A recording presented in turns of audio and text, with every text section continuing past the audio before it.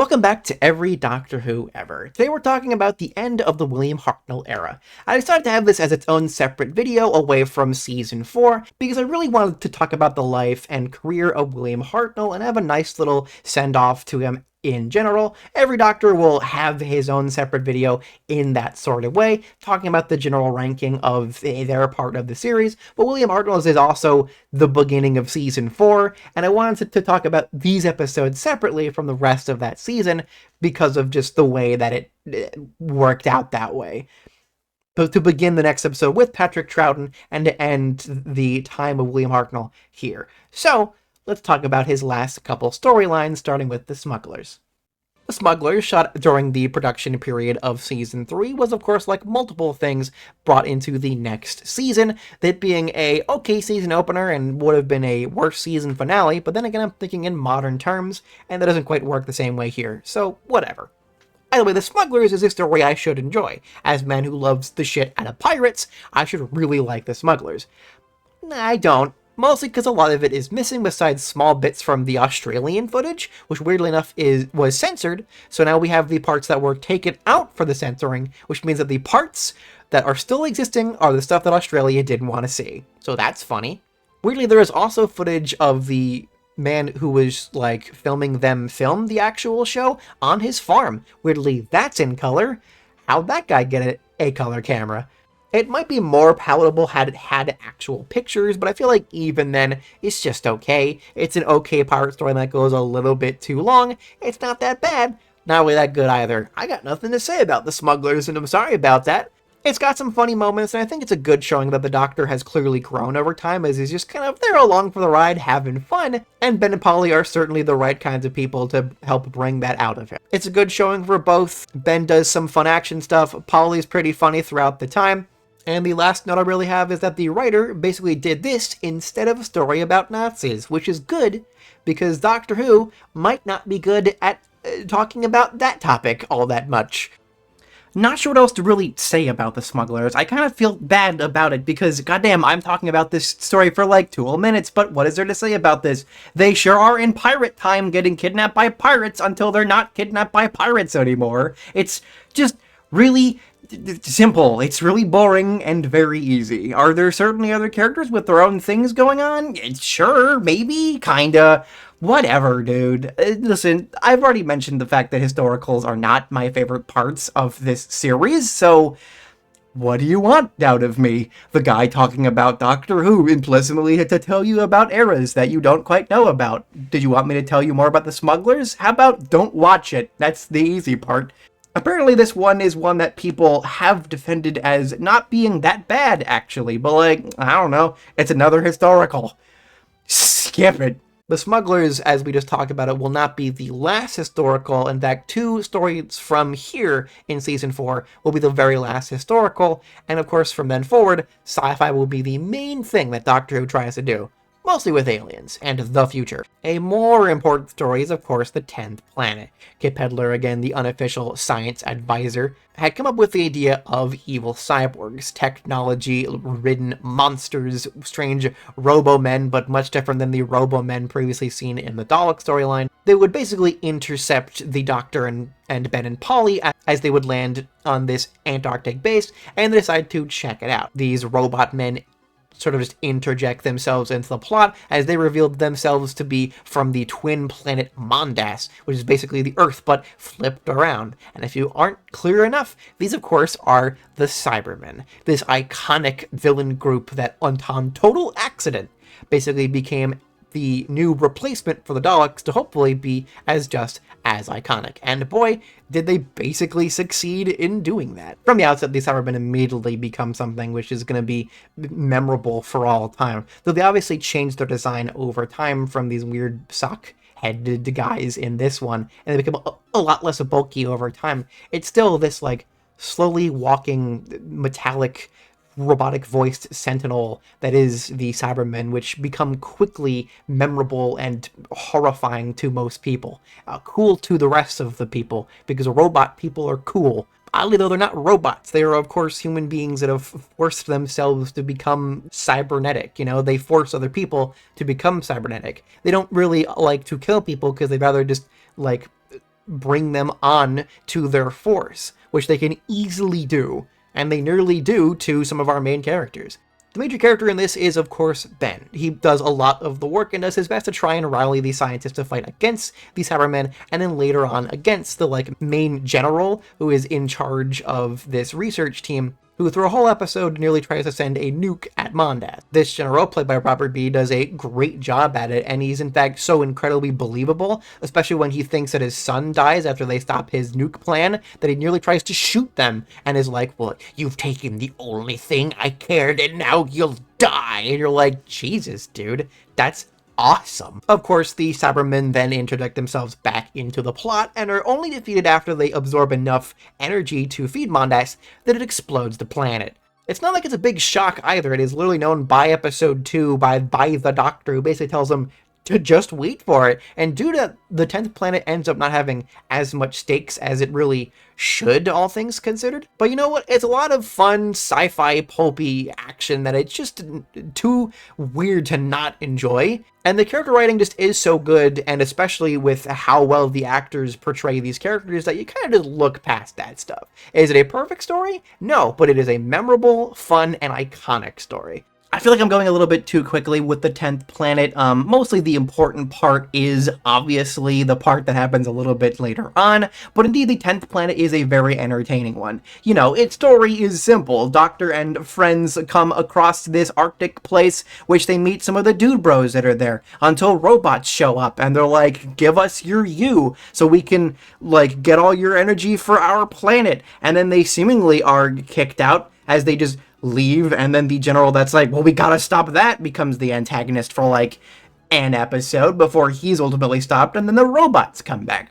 Oddly, the Cybermen being not a too important part of their debut story, I find very interesting. Only being 2 of the 4 episodes, I think ultimately leads to it having a very human element, which really allows the build-up towards their comeback and this dread to really sink in towards both the characters and the viewers. I think it's a very effective usage of the characters. There's a thing with sci-fi and monster stuff of don't, blow your monstrous load too easily. That's a weird way to state that. But don't have the monsters be there the entire time unless you're ready to make it a, crazy action film that is mostly about monsters fighting. If you're going to build in your monster, especially during a time where the effects are, a piece of paper with a spooky face on it, then you really got to make sure that you do it properly. And I feel like the 10th planet really does a great job at really building up its major villains. I think as a story, it's definitely meant to be more like a horror, and it really shows you that both Doctor Who can have a really nice wide variety and ranges of what it can do and different kinds of genres it can try, really showing that Doctor Who is just a lot of things at once. But it is also a great debut story for these iconic monsters, and it's one that I really feel would have been important regardless of what would happen later on, but one that I feel like wouldn't have been as positively received if it was just I don't know, some lizards, There's certainly similar plot lines that happen later on that have much less effective build-up and usage of their aliens and monsters that the 10th planet, thankfully, is able to avoid how those storylines do it by really trying their hardest to make sure they really keep the Cybermen just away in the best ways possible. That the Cybermen are portrayed in the way that they are here, and it's cool that they are immediately memorable. So much to the point that very, very quickly did the viewership of the series just rocket back up to the way it was a whole season ago. This is what we were looking for, and this is what the producers going forward begin to try and make the series going forward. The most important part about the 10th planet is, of course, what happens with William Hartnell. With Ben being the main character, that is mostly because William Hartnell was written out of most of it. William Hartnell, who at this point had agreed to leave the series, had really just began to not take care of himself as much as he had been, and his health begins to plummet, and literally in the middle of filming, he faints, and they have to write it into the plot in order for him to not be part of the next episode. Though he reappears by the end of the series, he ultimately really shows how weak he's gotten, and though in-universe I'd like to imagine that is because slowly lots of these things have been draining his life over time, but it comes off as well as it does because William Hartnell is genuinely in real life so tired and just nearly gone. The last episode of this story does not exist, but it was recreated through animation, and they do a great job showing his like blank, nearly lifeless eyes to show you how weak both the character and the actor were at the time. It is awesome. The moment is an iconic moment, one of the most iconic moments in Doctor Who. The very first change, the very first regeneration, fully unexplained. We don't know what happens here. It just happens. He runs to the TARDIS, it goes woo, and then he's suddenly a new man. Ben and Polly see him transform, and they see the fact that he is now a new, different guy who just shifted from the previous one. They just kind of go with it in the next story, and we'll certainly get to that when we talk about it, but it's so odd that they decide to do this in this way. It's probably the best way to do it, to be like, yeah, he's definitely the same guy, don't worry about it, but now he's a new actor. I'm sure they would have thought that it would have demystified the Doctor to fully explain what was really happening here, and even when they begin to kind of explain it in the War Games, they don't even really, until finally we get to the third Doctor, where another one of him is like, it's a thing we can do, I guess. But this will really begin the mythology of the Doctor as a character and the whole, Time Lords thing, which will be expanded on throughout the many decades of history, all starting here in this decision to really change actors and to try and keep this show going. That's all this was really meant to be, and if this series had just, ended after season 6, it would have never really been explained.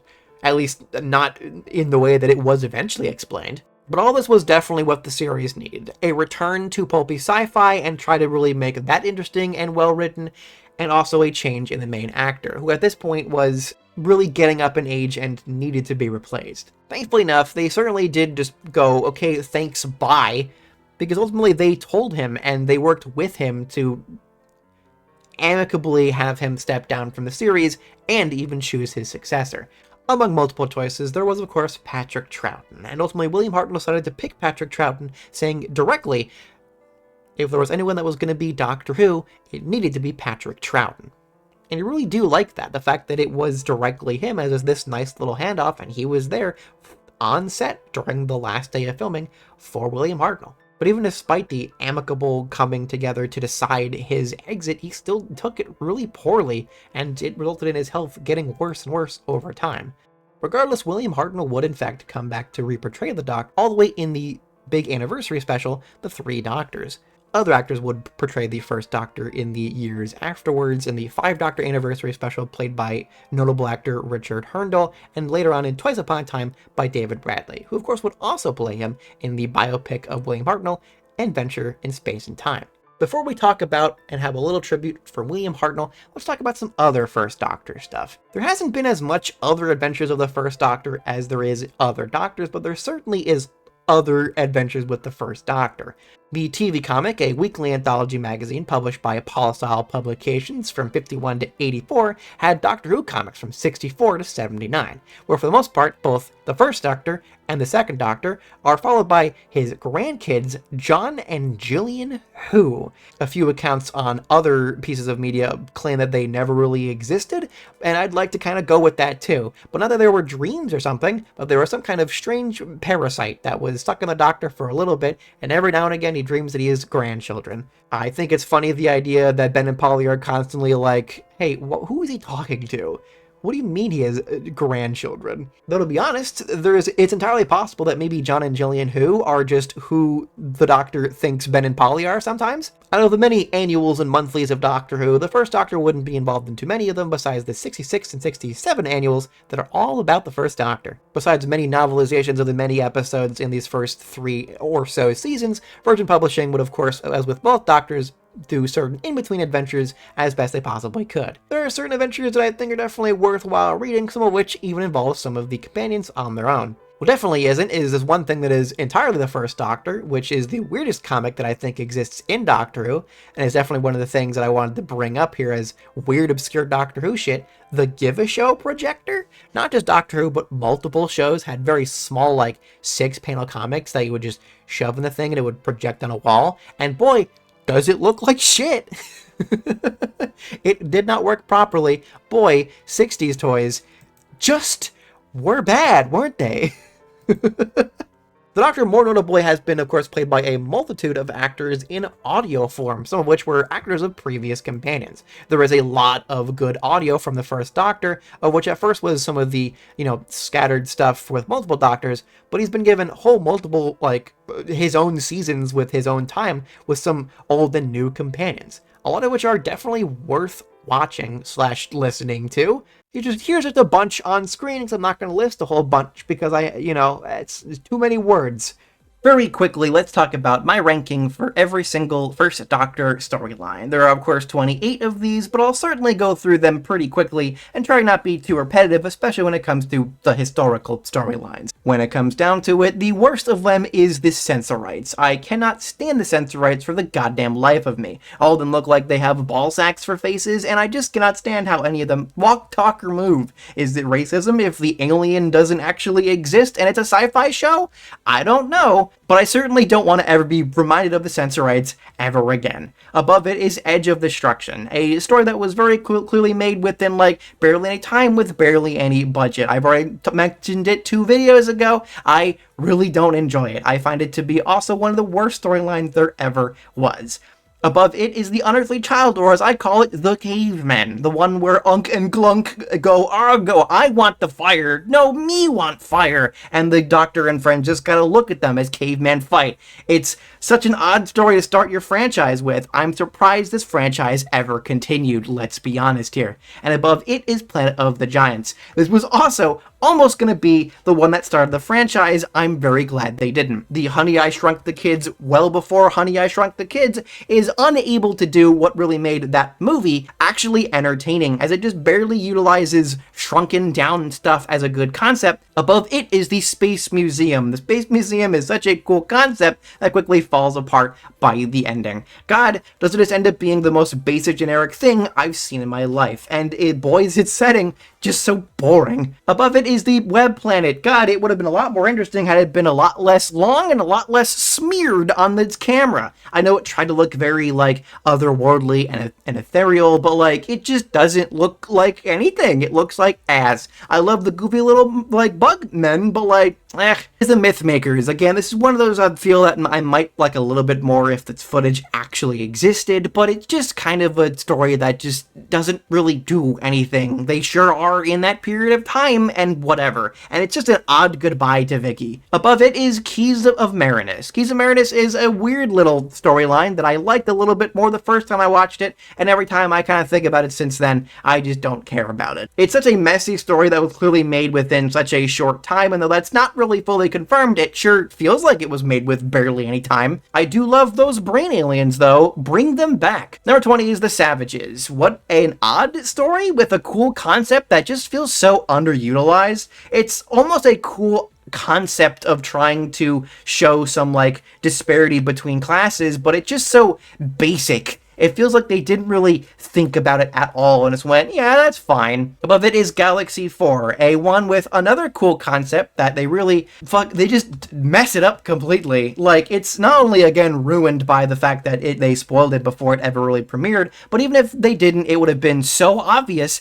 that it would have barely kept you in any suspense. When the supposedly, are they the good guys? Are clearly bad, what are you gonna do with it? Above it is the Celestial Toymaker, an incredibly overrated storyline with a cool villain who is unfortunately barely part of it. As mentioned before, it is mostly 2 characters are playing hopscotch while the real main villain is playing a fictional game which he's making the Doctor win for some reason. Above it is the Smugglers. Already talked about that. Boring. Above it is the Gunfighters, an okay corral. Above it is the Chase, an odd usage of the Daleks that ultimately leads into multiple settings, which for some reason the writer really wanted to make happen after the Keys of Marinus didn't happen.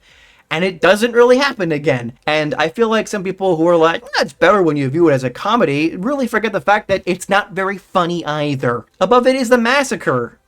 And I'm just gonna go ahead and tell you, above it is the Crusade, and then Reign of Terror. All three of them are pretty much the same thing of, boy, the Doctor and friends sure are in a historical place, walking around going, man, this sure sucks. And when the characters don't want to be there, I sure don't want to be there. Above it is the Ark, another really cool idea for racial disparity that ultimately fumbles the bag very hard by implying things I don't think it realizes that it's implying. And above it is Dalek's Master Plan, a really cool storyline that is almost the, like, magnum opus of our boy who invented the Daleks in the first place without really realizing he made it too damn long and a little bit too boring, and also had a weird thing in the middle of it for no reason. God, do I really wish Dalek's Master Plan was better. It has some cool ideas and some good characters in it, but it just takes too damn long to get to its point. Had it been way shorter, like a regular friggin' length, like how the other two Dalek storylines were, it would probably be on the level as the other two Dalek storylines.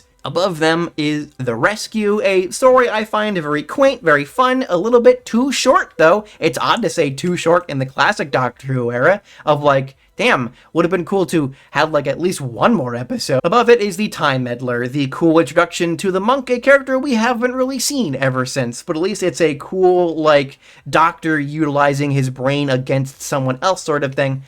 And a little bit of a difference of how the regular historicals go at that time, but for the most part, a pretty typical historical. And speaking of which, Marco Polo is above it as another typical historical. It's just way better written and a lot more interesting than the others. This is where I really want to point out the fact that, yeah, I might like certain others if they had actual footage, but I can really actually enjoy parts of Marco Polo without any of its footage. It's the most missing out of all of them, and I find it very entertaining. Above it is the War Machines, a very nice little quaint modern-day sci-fi storyline with robots in it. It's fun, not much to really say about it. Above it is the Aztecs, a really cool showing of that when they go back in time, they really have to care about what they're doing and what they can or can't change and what that might lead to. And it shows not only that changing things in time is a bad idea, but also attempting to change culture is both a thing that, for some reason, the British were really trying to do quite a bit, and that is very wrong to try and do.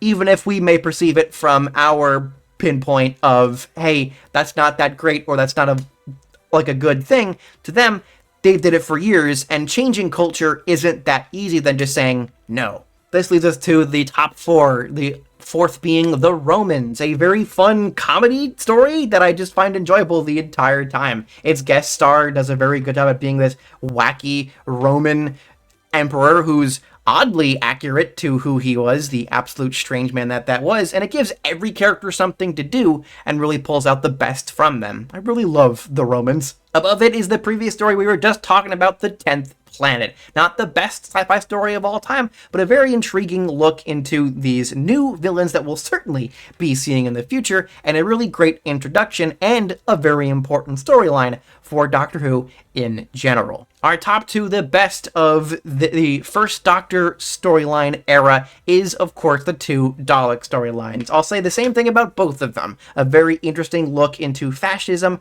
what it will do to other people, what it will do to our world, and though the Dalek's Master Plan is a similar idea there, these ones really get the viewpoint and the actual message across way easier, way faster, and a lot more enjoyable. Plus, they have my favorite wacky, salt shaker, screamy men, and I certainly can't not enjoy them. I really enjoy the Daleks, and I will probably put them higher than other people might want me to. Now I'd like to end this video talking a little bit about William Hartnell himself. William Hartnell was born January 8th, 1908, in the slum district of St. Pancras, London, England, the only child of Lucy Hartnell. An unmarried mother, Hartnell never really met his father or found the identity of his father, despite often trying to find any information about him. Hartnell was mostly brought up by a foster mother and spent mostly holidays with his mother's family of farmers, of which he learned how to ride horses. Hartnell left school without prospects and dabbled in petty crime, and at the age of 16 he met art collector Hugh Blaker. Finding out about his ability to ride horses, he was actually arranged up as a jockey, and Hugh Blaker helped him enter the Italian Conti Academy. Theater being a passion of Blaker's, he actually brought Hartnell to learn how to do the same thing at the Imperial Service College, though Hartnell did not enjoy his time and ran away very soon after entering. In 1925, Hartnell would enter the theater as a stagehand until ultimately being interested in actually being an actor after doing multiple Shakespearean plays. Being an actor for the next several years, eventually he would perform in Miss Elizabeth's Prisoner, where there he would meet Heather McIntyre, of whom he would marry the following year, and they would stay married throughout the entirety of both of their lives. Later on, William Hartnell would enter the British Army in the Tank Corps on the onset of the Second World War, though he would be released after 18 months after multiple nervous breakdowns, and would return to acting. By the point of 1942, he would be casted in a big movie by Noel Coward, In Which We Serve. Unfortunately, after showing up late on the first day of filming, he was immediately kicked out, his part taken by someone else. From then forward, he would play mostly comedic characters throughout most of his life, throughout the next 20 whole years, in movies such as In a Way Ahead, and eventually Carry On Sergeant in 1958, where of course there, Verity Lambert would find him and be very interested in seeing what she could possibly do with him in a new sci-fi show she had planned. What first the idea was just odd to the man, he soon would of course grow to love being the Doctor, not just for his kids who would grow to love this franchise, but would also just be this big guiding figure for a lot of kids who grew up with the series in the first 3 years of the franchise. He felt like a role model, and he really wanted to be someone throughout his entire life, and this was really the moment where he began to be that. This is why he really took it very hard in the later years of his life, when ultimately, though they came to an amicable ending to him leaving the series, he still wanted to stay on for as long as possible. Had he come onto it years before, and had they had the idea years before, if he was any younger, maybe we would still have William Hartnell for another 3-4 seasons? Having one daughter and 2 grandchildren, William Hartnell and his wife, Heather McIntyre, later Heather Hartnell, would still regardless live very happy lives and would be able to take advantage of the success and move into an even bigger, nicer house. But whether it be through age or through drinking and gambling problems, William Hartnell would unfortunately have his health drop drastically throughout the 70s, and despite smaller appearances of which his agents and doctors told him to not do, he would still try and do, just out of love of both the craft and the character. Unfortunately, by the point of 1974, he was admitted to the hospital indefinitely, and in early 1975, after a series of strokes, he would pass away April 23 at the age of 67. His wife would live all the way till 1984, and she would help raise their child and their grandkids, the most notable, of course, being Judith Jessica Carney, who would in fact write an entire biography, which the movie is partially based on. Now, I'm not going to sugarcoat the fact that William Hartnell was a complicated man. He was certainly a much, he was an older man set in his ways, and he certainly was not perfect. He was not an easy person to work with. He more than likely was even a slight bit prejudiced, considering it was the 60s, so yeah. But ultimately, William Hartnell, for what most people knew him as, was a caring person who always gave good advice to people, that even if he was grouchy, he was everyone's mostly likable, funny, goofy grandpa, and very similar to his character, who would grow over time and would go from a person that couldn't care less about the people that he was forced to be around, would become this person that would try his best to make everyone happy, make everyone's lives better as best as he possibly could, even if he wasn't sure how to, and grew to become a person who was much easier to be around, and found it to be much easier to be around other people, and to find himself caring about other people. There is a reason why Doctor Who was able to go on as it was. William Hartnell is a fantastic actor that at his absolute best has some great performances. We can joke about his flubs all you possibly want, but the Doctor and William Hartnell is so much more than just a grumpy old man, as he's often remembered as.